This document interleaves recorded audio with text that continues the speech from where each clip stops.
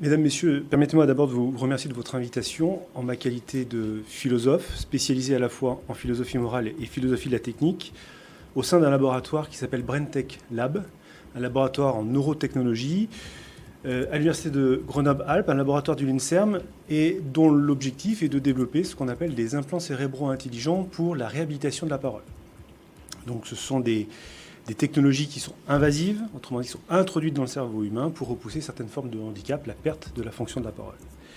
Le développement des technologies en santé constitue le cœur de mes travaux, depuis ma thèse sur l'euthanasie, en passant par tous mes travaux sur la fin de vie et aujourd'hui sur les nouvelles technologies, les neurotechnologies, et par la nature des objets qui sont développés dans mon laboratoire BrainTech, eh bien, le transhumanisme est une des thématiques majeures de mon travail. On intervient sur le cerveau, et même si c'est pour repousser une forme de handicap, il s'agit de modifier le cerveau en l'équipant d'un dispositif artificiel, ce qui n'est pas sans susciter un certain nombre de questions éthiques, notamment la question de l'artificialisation de l'humain. Alors le sens de mon propos aujourd'hui devant vous ne vise pas à prendre un parti pris, c'est-à-dire que je veux me décentrer de ce débat binaire entre le pour et le contre du transhumanisme pour me concentrer principalement sur les parties grises et donc fondamentalement les plus complexes où, justement, je crois, prennent source les véritables enjeux éthiques du transhumanisme et de toute technologie nouvelle qui y sont apparentées.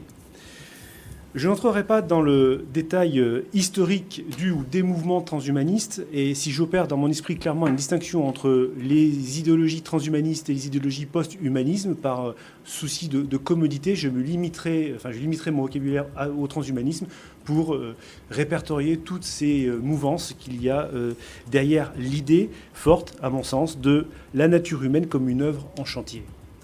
Et en effet, ces idéologies se fondent sur l'idée que l'être humain est modulable. C'est un point qui paraît difficilement contestable d'ailleurs, parce qu'au regard des nombreuses activités bénéfiques pour l'homme, qui s'appuient sur cette malléabilité de l'homme, eh bien, on serait tenté de ne pas contester cette idée-là, notamment l'éducation joue justement sur la plasticité du cerveau pour pouvoir aider les enfants dans l'apprentissage de compétences, etc. Donc, au moins depuis Platon, qui déjà évoquait l'éducation comme une transformation de l'être, à la fois dans la vision qu'on a sur le monde et transformation de l'être dans le rapport qu'on a aux autres, à autrui, eh bien, l'être humain comme une œuvre en chantier n'est pas une idée nouvelle, loin de ça, et n'est pas forcément une idée d'emblée contestable. Mais ce que le transhumanisme apporte de plus, au moins depuis les Lumières de Condorcet, c'est l'idée qu'on peut intervenir techniquement sur le corps humain pour l'aider, voire, je cite Condorcet, pour voir sa longévité s'accroître dans l'immensité des siècles. Le transhumanisme est connu au moins pour cette volonté qui consiste à éradiquer la mort. Alors il existe une littérature quantitativement importante, colossale, sur la question de savoir si l'immortalité est moralement désirable. Il convient de se demander, à mon sens, aujourd'hui, si ce projet est scientifiquement réaliste, recevable, ou s'il ne s'agit pas plutôt d'une stratégie marketing pour satisfaire les principaux actionnaires des entreprises que nous avons pris habitude pour appeler les GAFAM, Google, Amazon, Facebook, Apple et Microsoft. Si tel était le cas, ça serait inquiétant parce que ça veut dire que l'ensemble des acteurs des sciences humaines et sociales seraient victimes d'un formidable marché de dupes. Il est vrai que les financements concernant l'immortalité sont colossaux, à l'image de Google, qui en 2015 a investi un peu plus de 6 milliards d'euros, ne serait-ce que pour l'immortalité, ce qui représente un petit peu plus de 2 fois le budget annuel du CNRS, administration et toute recherche confondue. Le transhumanisme a donc des moyens que la recherche publique n'a pas, et au moins pour cette raison-là, eh bien, il mérite qu'on lui porte toute notre attention. Si l'on regarde l'intelligence artificielle et la robotique, autant dire que la recherche transhumaniste est efficace et financièrement attractive si l'on en croit la fuite des cerveaux, notamment vers les institutions comme le MIT de la Silicon Valley. On ne peut pas en dire autant de cette efficacité concernant l'immortalité. La vie garde ses secrets bien gardés, et nous sommes aujourd'hui encore véritablement très loin d'une avancée majeure dans l'allongement de l'espérance de vie vers l'immortalité. Néanmoins, sans avoir de réalité physique, il n'empêche que l'immortalité se révèle extraordinairement rentable, au point même que l'on pourrait se demander que si elle ne l'était pas, si les transhumanistes voudraient encore être immortels. L'immortalité mise à part, le transhumanisme questionne car il promeut le recours à des technologies de transformation de l'être humain en intervenant sur son corps. Mais cette technologie de transformation de l'être humain n'est pas le propre du transhumanisme, en tout cas des recherches transhumanistes. Et c'est bien en cela qu'il existe un profond embarras. Le laboratoire où je travaille, BrainTech Lab, use de la malléabilité du cerveau pour y implanter à l'échelle du nanomètre des dispositifs artificiels intelligents, c'est-à-dire dotés de neurones artificiels, de réseaux de neurones artificiels, qui vont permettre justement d'offrir une alternative de communication pour des personnes qui ont perdu la fonction de la parole suite à des lock-in syndromes ou des accidents vasculaires cérébraux. En capturant directement l'activité électrique de certains neurones, l'implant transfère l'information va vers un ordinateur qui va traiter ces données-là grâce à des algorithmes, d'où l'idée, la notion d'intelligence artificielle, pour la restituer en voie de synthèse avec un synthétiseur vocal. Mais la frontière entre cette technologie inscrite dans un paradigme médical et le transhumanisme reste difficile justement à définir. Et en effet, qu'il s'agisse de repousser un handicap ou d'améliorer les compétences, les capacités d'un être humain sans problème particulier, il s'agit dans tous les cas d'améliorer des performances de l'être humain. De plus, les implants cérébraux ne s'inscrivent pas tous dans un paradigme thérapeutique, loin s'en faut. La grande majorité de ces technologies ne s'inscrivent pas dans une technologie thérapeutique. Ils sont au contraire la compensation d'une forme de handicap, la compensation d'une fonction perdue. Alors dans la littérature scientifique, on entend souvent dire des implants cérébraux, on restaure la parole, on répare. Non, on ne répare rien, on ne restaure rien, la parole reste perdue. Il s'agit donc vraiment de technologies, de neurotechnologies de compensation. Alors ces technologies nous posent donc un problème conceptuel majeur dans la mesure où elles sont difficiles à situer. Elles nous confrontent à l'abolition de frontières conceptuelles qui ont structuré notre pensée, le réel et l'homme pendant 3000 ans. S'effondre la distinction entre homme-machine, humain-non-humain, artificiel, naturel, nature, culture, vivant, non-vivant. Avec l'avènement des neurotechnologies, et en particulier les implants cérébraux intelligents, le cerveau est devenu l'organe de centration d'un questionnement sur l'identité humaine. Comme le constate Marc Hunyadi dans son livre « Je est un clone », le partage entre la naturelle et l'artificiel, je le cite, offrait à notre appréhension spontanée du monde une grammaire solide.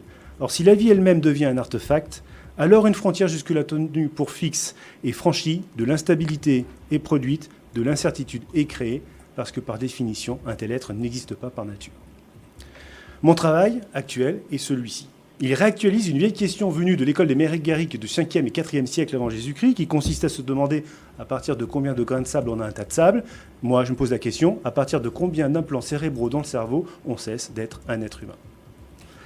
En d'autres termes, à la question conceptuelle s'ajoute une question métaphysique. Si la personne implantée n'est pas une machine, ni comme une machine, elle n'est pas non plus totalement naturelle, même si cette sémantique est profondément discutable.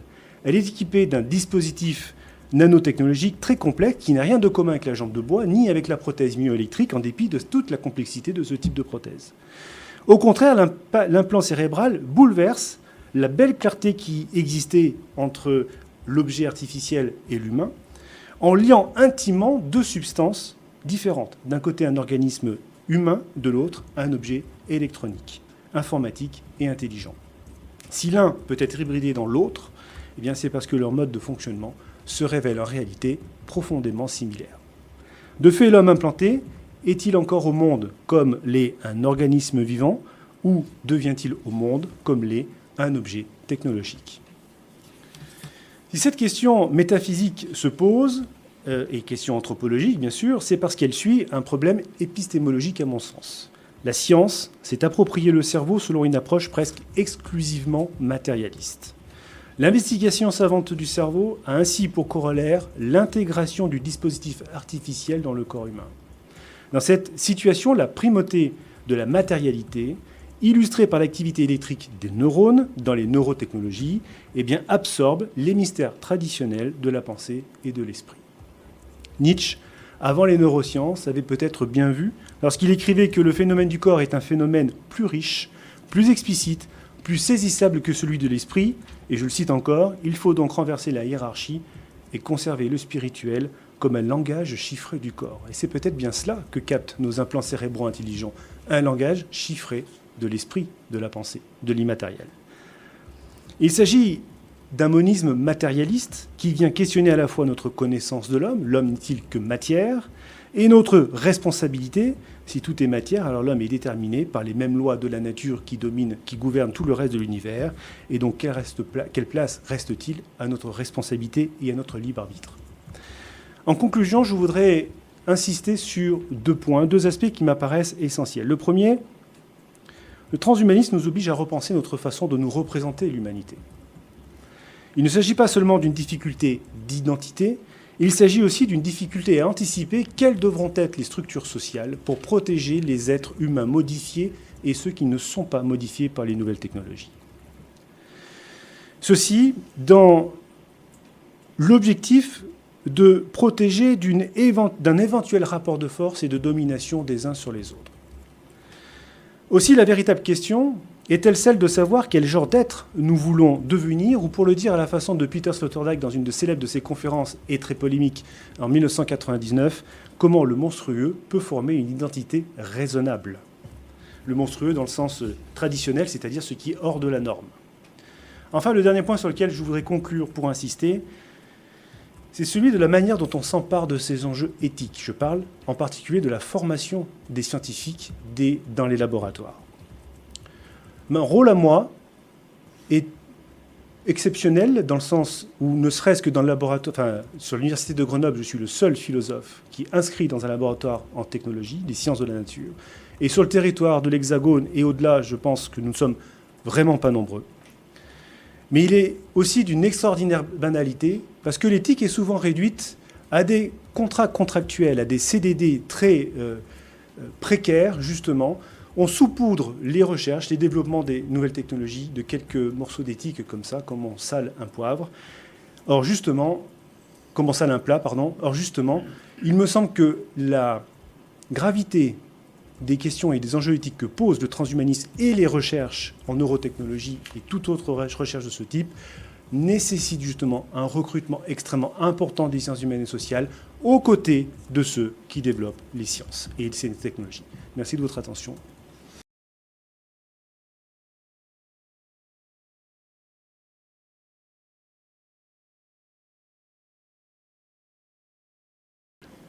Merci de votre question.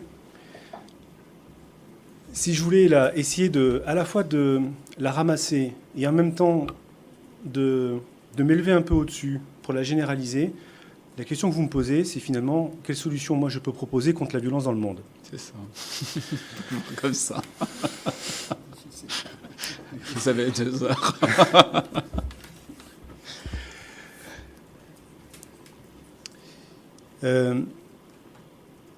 Comment faire pour éviter que la seule réponse que je trouve face à autrui qui m'embarrasse, parce qu'il ne pense pas comme moi, parce qu'il ne voit pas le monde comme moi, sinon que d'essayer de développer ce qu'on appelle depuis très longtemps l'empathie.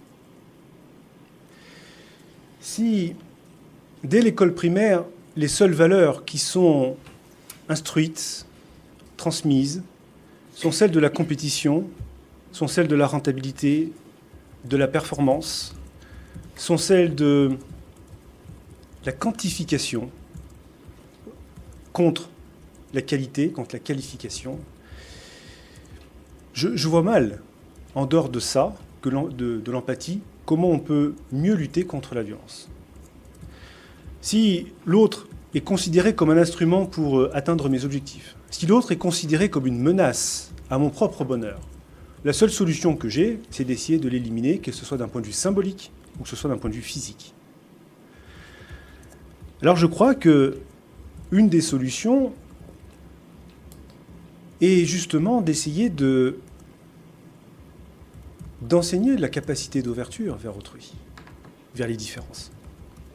C'est la capacité de pouvoir développer cette empathie dont nous sommes naturellement dotés, mais qui nécessite un travail, justement. Sinon, elle s'endort.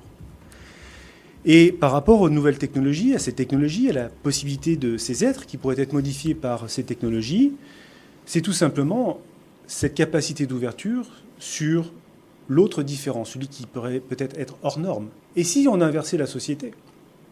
Si l'évolution de la société s'inversait, c'est-à-dire que ceux qui étaient hors normes étaient ceux qui n'étaient pas modifiés, ils le devenaient. Si la société irait dans ce sens-là, la solution serait la même. C'est enseigner, éduquer cette capacité à pouvoir regarder l'autre non pas comme une menace, mais tout simplement comme une richesse, comme une ouverture.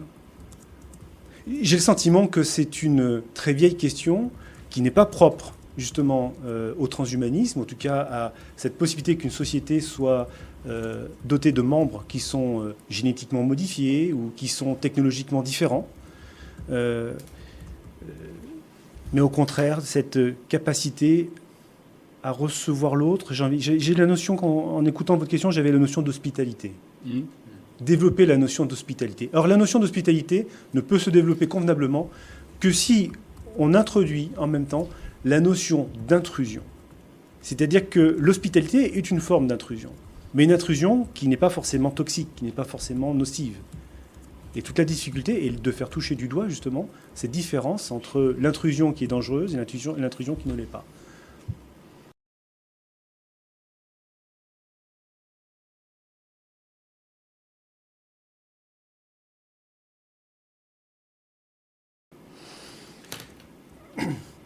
Vous avez évoqué l'idée de religion en parlant de ce matérialisme, parce qu'il est très fort, parce qu'il s'impose, parce que ce qu'on appelle le monisme matérialiste, c'est-à-dire que tout est matériel. Et donc l'immatériel n'existe pas. Alors si l'immatériel n'existe pas, ça bannit d'office la notion de religion, parce que la religion, c'est la croyance en une entité ou plusieurs entités immatérielles. Donc non, ce n'est pas une religion. Le transhumanisme, pour moi, n'est pas une religion. Qu'il soit une utopie, c'est une chose. Qu'il soit une idéologie avec une vision politique, c'est une chose aussi. Mais de là à dire que le transhumanisme est une religion, non, je ne franchirai pas ce pas. Justement parce que le transhumanisme repose intégralement sur un monisme matérialiste, autrement dit, sur le corps matériel. Le transhumanisme est athée. Il n'est pas religieux. Ça ne veut pas dire qu'il n'y a pas du dogmatisme. Mais il n'est pas religieux. Ou alors, si on emploie le terme religieux, c'est tout simplement c'est une sorte d'abus de langage, c'est-à-dire pour mieux faire comprendre les choses, mais il n'y a pas d'immatérialité dans le transhumanisme.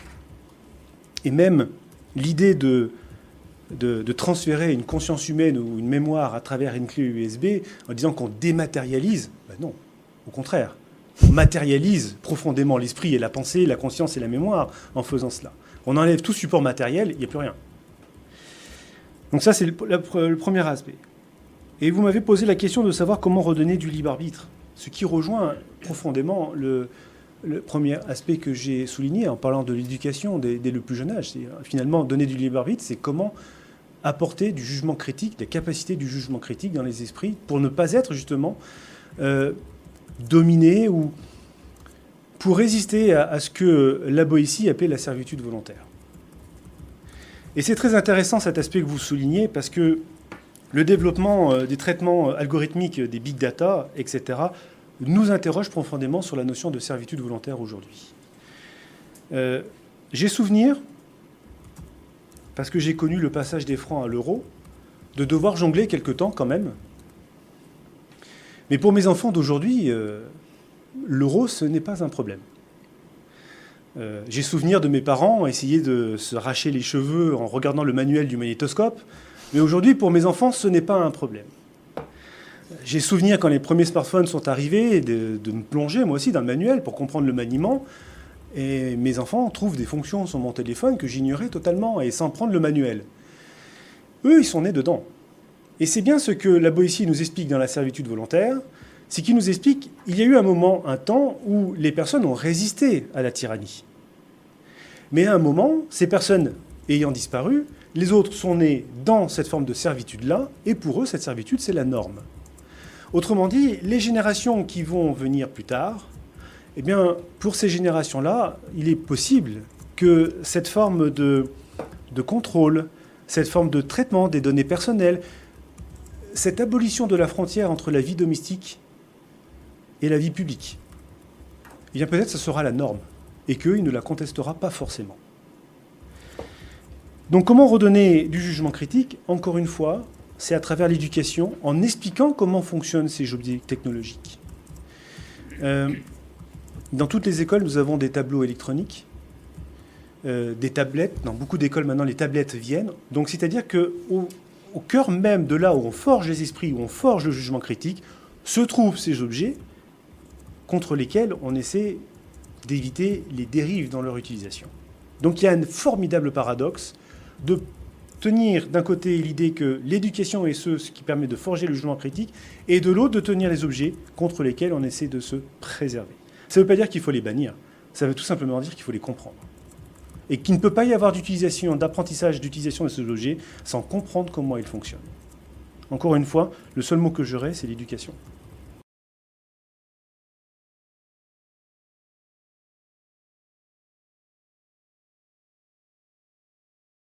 Merci Madame pour votre question, pour vos deux questions. Je vais commencer avec la première, parce que c'est une question qui est très ancienne, qui remonte au moins à la Renaissance de Descartes, où, à cause de Descartes, j'ai envie de dire, nous avons séparé les sciences de la nature et les sciences humaines et sociales. Et depuis, nous avons deux branches qui montent parallèlement et qui ne se sont jamais recroisées. En France, depuis 2003, avec l'affaire Vincent Imbert, il y a une demande très forte qui a été exprimée auprès de nos législateurs d'introduire dans les facultés de médecine et de sciences, en tout cas sciences de la santé, des personnes qui sont spécialisées en éthique pour justement former nos futurs professionnels de santé. On en a eu quelques-uns, mais on a surtout essayé plutôt de former les futurs médecins pour qu'ils deviennent, entre guillemets, pardon si c'est un peu péjoratif la manière dont je vais le dire, mais des pseudo-philosophes, parce qu'ils ont lu Canguilhem dimanche, ils font un cours d'éthique le lundi, et sur leur CV, ils marquent qu'ils enseignent l'éthique à la faculté de médecine. C'est plus compliqué que ça, évidemment. Nous avons eu, avec l'avènement des nanotechnologies, je ne parle pas des neurotechnologies, mais bien des nanotechnologies, tout le programme ELSI outre-Atlantique, etc., qui s'est limité tout simplement dans l'introduction de l'éthique dans les recherches scientifiques à un management des risques, à une gestion des risques. Encore une fois, l'éthique et la philosophie de la technique et la philosophie morale, c'est bien autre chose qu'une juste gestion des risques. Donc, nous avons des précédents.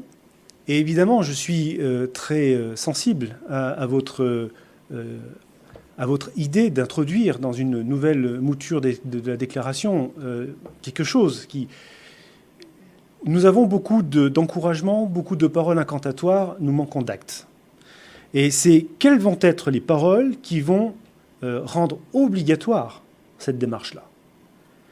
Simplement dire il faut encourager le développement de recrutement dans toutes les facultés des sciences de la nature est insuffisant. C'est comment justement on va obliger les doyens des facultés à demander le recrutement des personnes qui sont spécialisées justement sur ces questions éthiques pour accompagner les futurs scientifiques et aussi les scientifiques qui sont déjà dans les laboratoires.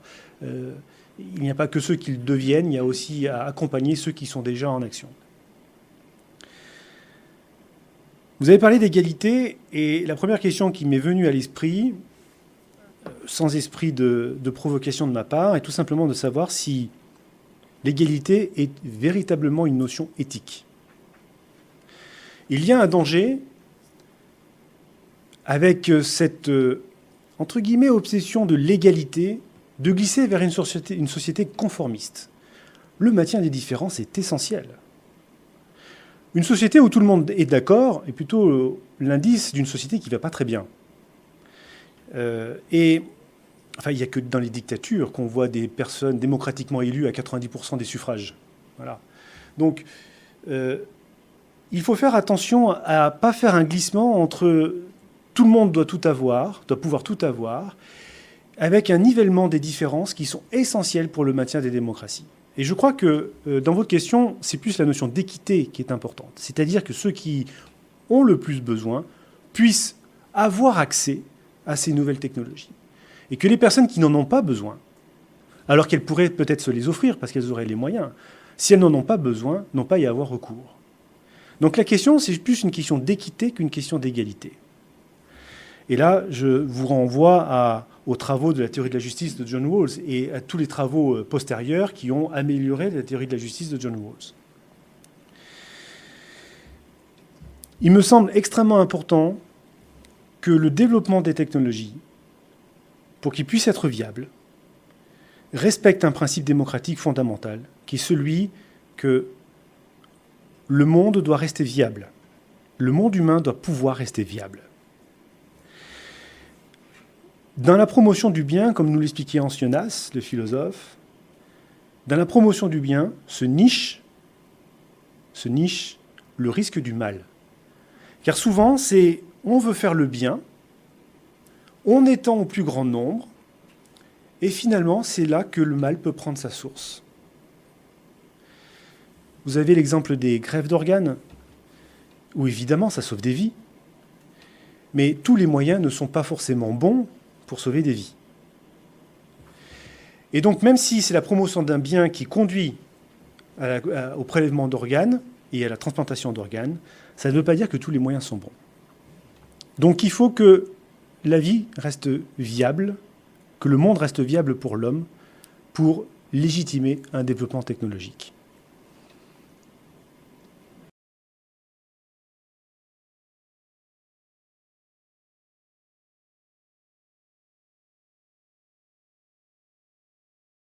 Écoutez, jusqu'à aujourd'hui, je n'ai encore eu jamais de soucis avec mes amis juristes. Je me suis très bien entendu avec eux. Donc, l'animal a sang-froid. Finalement, on a toujours des rapports très chaleureux avec eux. Merci.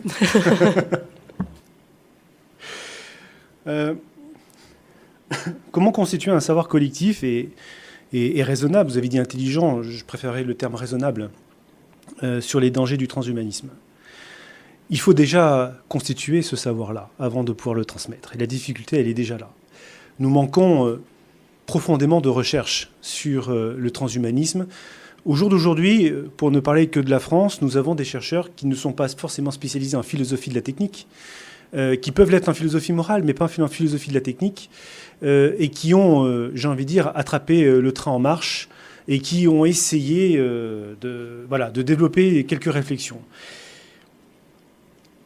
C'est rarement avec un esprit scientifique. Je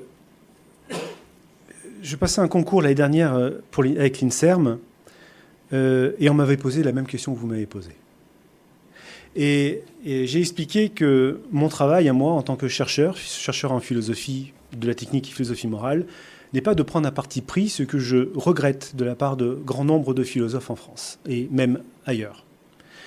Le danger est ou bien de devenir technophile, ou bien de glisser vers la technophobie. Moi, mon travail, il est celui d'un scientifique, de comprendre, d'expliquer, de décrypter. C'est un peu comme, vous savez, un nœud de chaussure, comme mes enfants, quand ils prennent par le mauvais bout et que ça devient impossible. Et j'essaie de comprendre comment le nœud s'est fait, j'essaie de le défaire. Et j'explique à mes enfants, voilà, il y a différentes façons de faire les nœuds, mais je ne fais pas les nœuds à ta place. C'est toi qui vas les faire, tu choisis celui qui te convient le mieux. C'est ça le travail de la recherche en philosophie. Il n'est pas celui de donner un jugement sur les choses, mais il est celui d'exercer un jugement critique sur tous les points de vue qui existent, et non pas de donner son avis. Donc déjà, la difficulté va être là, c'est avec qui et comment allons-nous constituer ce savoir collectif et raisonnable sur le transhumanisme. Mais il faut déjà faire des recherches. Et pour faire des recherches, il faut du monde. Et ce monde, il ne faut pas qu'il reste cantonné dans les bibliothèques où il n'y a pas de scientifiques. Il doit être dans les laboratoires où les recherches se font, où les recherches, même avant qu'elles se fassent, se pensent. Il faut que quand les scientifiques, comme les neuroscientifiques, construisent, quand ils déposent, avant de déposer des projets ANR, là actuellement, par exemple, je participais à un projet, mais c'est la première fois que ça se fait en France, sur un projet des BCI, des Brain Computer Interface, où je participe à l'élaboration du projet avant de le soumettre. Voilà. Mais c'est une fois. Et il faudrait que ce soit récurrent. Donc, pour construire ce savoir-là, il faut déjà du monde. Et comment le faire? Eh bien, c'est pas simplement une collaboration entre les laboratoires de philosophie et les laboratoires des sciences de la nature. C'est les philosophes doivent aller dans les laboratoires des sciences de la nature. C'est impératif. Et ce petit monde, une fois qu'ils se sont rencontrés, qu'ils ont pris l'habitude de travailler ensemble, il ne faut pas qu'ils restent dans leur laboratoire. Moi, je participe, par exemple, énormément à des débats citoyens, à des rencontres avec le grand public, où, en binôme toujours avec des neuroscientifiques, nous expliquons quel est notre travail et comment nous le faisons. Voilà. Et ça, c'est extrêmement important. Nous avons des cafés sciences, des cafés éthiques, des cafés philosophie, tous ces genres de manifestations qui permettent justement de créer de la transparence entre le monde de la recherche, académique de la recherche, et la société civile. Voilà. Le chercheur ne gagne sa responsabilité qu'à partir du moment où il ne se considère pas seulement comme un scientifique, mais comme aussi un citoyen.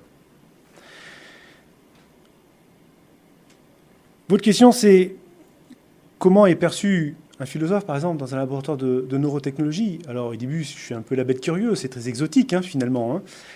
Je suis très surpris de voir comment même le langage scientifique a été modifié dans l'écriture des papiers pour des revues de haut niveau, dans le dialogue que nous avons entre eux et moi. J'ai parlé tout à l'heure en disant que les implants cérébraux que nous développons à BrainTech, à Grenoble, ce sont des technologies de compensation et non pas des technologies thérapeutiques. Et la littérature parlait beaucoup de restauration de la parole ou de réhabilitation de la parole. J'ai même commencé mon propos en parlant qu'on faisait de la réhabilitation de la parole. Non, on ne réhabilite rien. Et c'est extrêmement significatif d'observer les chercheurs quand ils écrivent, de se dire, ils écrivent to restore, to repair, et de modifier en disant, toi, tu vois comment je dis, non, c'est de la compensation. Et ils changent. Et ils changent. La sémantique est extrêmement importante. Elle est importante parce que je n'ai absolument rien contre les journalistes, bien au contraire. Mais c'est eux les premiers qui vont récupérer les papiers scientifiques qui sont publiés dans Nature, qui sont publiés dans Neurosciences, qui sont publiés dans Bioethics et compagnie et compagnie. Et si eux ne sont pas rigoureux sur la sémantique, sur la grammaire, eh bien on construit des débats éthiques avec la société civile avec de mauvais mots. Et donc il est extrêmement important de travailler cette grammaire-là. Et encore une fois, on la travaille d'autant mieux que les philosophes et les spécialistes en éthique travaillent de concert au sein des mêmes laboratoires sur les objets qui sont développés, avec les scientifiques de la nature.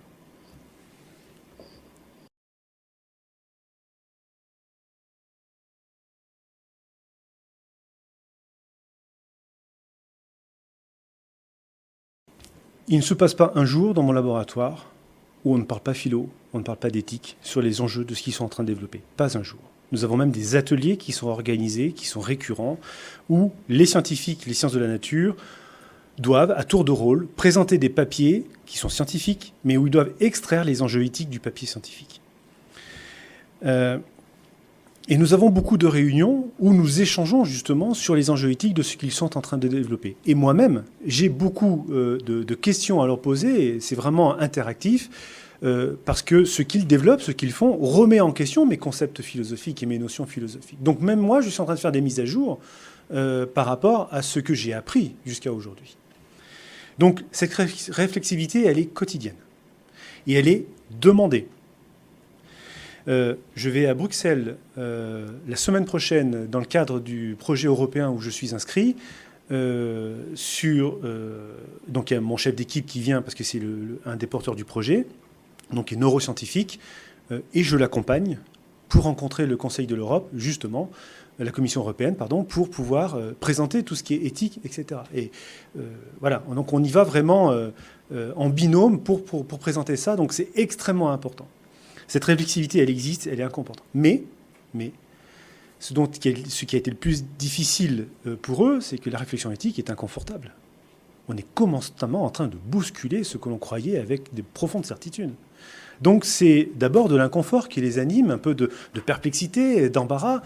Et puis après, ils comprennent qu'on n'est pas l'inspection des services, on n'est pas là pour juger leur travail, on est là justement pour comprendre le sens de ce qu'ils font, pourquoi ils le font, dans quel objectif ils le font, comment ils le font, ça signifie quoi pour eux de le faire, etc. Et au bout du compte, assez rapidement, ils se rendent compte que nous sommes une aide extrêmement importante pour donner du sens à ce qu'ils développent, donner du sens existentiel. Ce n'est pas que d'utilité, c'est aussi de la substance existentielle. S'interdisent-ils de faire des choses? Mon chef d'équipe a recruté un philosophe. Alors, s'il ne s'interdisait rien, il n'aurait pas besoin, à mon avis, d'un philosophe dans son laboratoire. Donc, Mais j'ai été confronté, parce que comme c'est un travail européen, notre recherche est européenne, j'ai été confronté à d'autres chercheurs pour qui l'affaire est moins bien entendue. Et que la tentation transhumaniste, sans la nommer, est quelque chose d'un peu ambiant dans l'esprit. Je me souviens d'avoir, mais soutenu par tout mon laboratoire derrière, fermement opposé au recrutement d'une patiente. D'une patiente dans le protocole de recherche, parce que, les critères d'inclusion étaient pour moi mauvais, et 2, le passé de cette patiente était pour moi problématique. Je n'ai pas été écouté. Et la réalité m'a donné raison. Donc c'est une personne aujourd'hui qui est en hôpital psychiatrique et qui s'est passé ce que j'avais anticipé. Voilà. Le problème, c'est qu'on n'a pas l'habitude de travailler avec des philosophes dans les laboratoires. Donc quand il y a une voix de philosophe qui s'exprime, on ne lui donne pas forcément le crédit qu'elle pourrait mériter. Je ne dis pas qu'elle mérite toujours du crédit. Il y a des philosophes qui sont profondément technophobes, et on ferait mieux parfois d'écouter autre chose que de les écouter. Mais quand il y a un propos qui est argumenté, mais tout ça, voilà, parce qu'on n'a pas l'habitude, c'est, je pense, pour ça que je n'ai pas forcément été bien entendu. Comment ça se passe dans les autres pays? Est-ce qu'il va y avoir une concurrence? On est toujours frappé de nous, le laboratoire où je suis, bon, j'y suis pas depuis 10 ans, mais eux, ça fait 10 ans qu'ils travaillent sur les BCI, sur les interfaces cerveau-ordinateur. Mon chef d'équipe, quand il arrive en Chine et qui dit, bon voilà, on est en train d'essayer de développer ça, et puis vous avez un étudiant qui sort, ah, c'est ça que vous êtes en train de faire, et ça fait 5 ans qu'ils l'ont fait. Voilà, quand les hôpitaux sont à côté des centres de recherche, les prisons sont à côté des centres de recherche, etc. Mais il vaut mieux ça. Il vaut mieux ça. C'est pas parce que les autres s'octroient quelques largesses, quelques souplesses, que ça nous autorise, nous, à les faire aussi. Donc, et gardons la qualité de notre recherche, sans forcément être obsédé par la rapidité. Et je pense que c'est ce qui fait toute la noblesse, en tout cas, de la recherche française.